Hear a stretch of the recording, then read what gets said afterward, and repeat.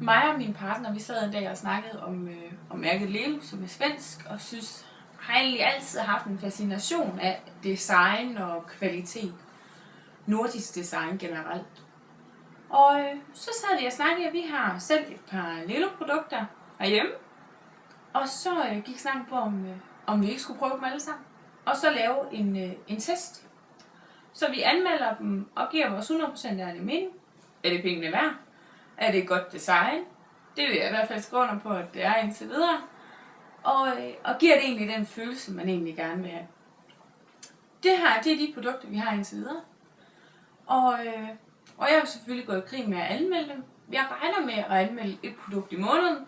Så lægger jeg mig ikke for stor pres, og så kan jeg få brugt det rigeligt, inden at jeg giver min bedømmelse på det.